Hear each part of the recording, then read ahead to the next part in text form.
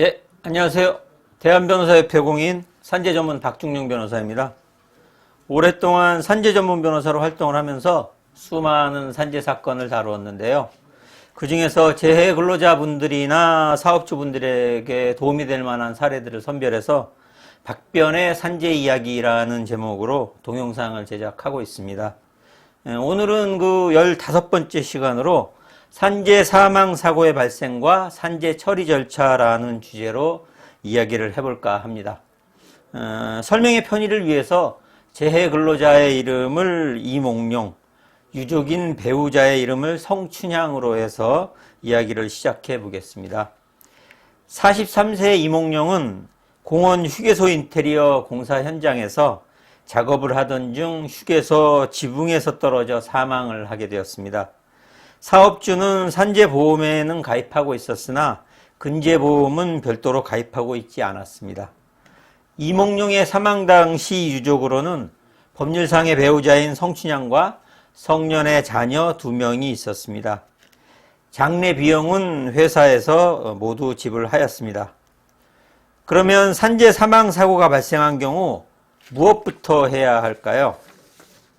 산재 사망 사고가 발생한 경우 우선 근로복지공단에 유족급여 및 장의비를 청구하여야 합니다. 유족급여의 경우 우선적으로 연금으로 지급되고 일시금이 필요한 경우 50%까지는 일시금으로 청구할 수 있습니다. 유족연금의 청구권자는 배우자인 성춘향이 되며 연금은 성춘향이 사망할 때까지 지급받게 됩니다. 다만 성춘향이 재혼을 하는 경우에는 유족연금 수급 자격을 상실하게 됩니다.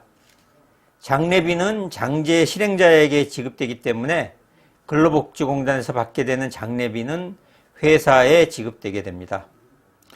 그러면 유족급여 신청을 위해서 반드시 노무사나 변호사에게 의뢰를 해야 할까요? 사고로 인한 것이 명백한 산재 사망 사건의 경우에는 신청서를 작성해서 근로복지공단에 제출하면 특별한 어려움 없이 산재 유족급여를 받을 수 있습니다. 이와 관련해서 회사의 동의도 받을 필요가 없고 유족이 직접 작성해서 근로복지공단에 제출하기만 하면 됩니다. 따라서 굳이 비용을 들여서 노무사나 변호사에게 산재 유족급여 신청을 의뢰할 필요까지는 없을 것입니다. 그러면 회사와의 합의는 언제쯤 하는 것이 좋을까요?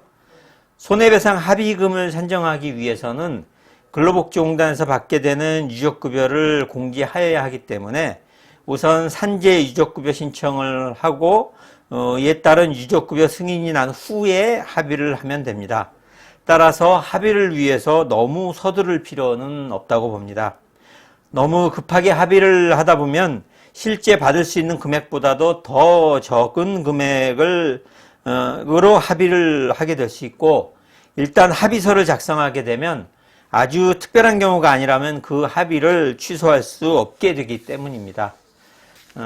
추가적으로 산재 유족급여는 배우자인 성춘향만 받을 수 있지만 산재 손해배상, 다른 말로 근재 합의의 경우에는 배우자뿐만 아니라 자녀들도 청구권자가 됩니다. 따라서 산재 합의를 하거나 합의가 되지 않아 손해배상 소송을 하게 되는 경우에는 성춘향과 자녀들 모두 원고가 될 수 있습니다. 지금까지 산재 사망 사고의 발생과 산재 처리 절차라는 주제로 이야기를 해보았습니다.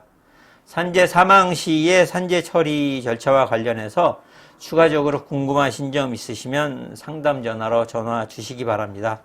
더 자세하게 상담해 드리도록 하겠습니다. 오늘은 여기까지입니다. 네, 감사합니다.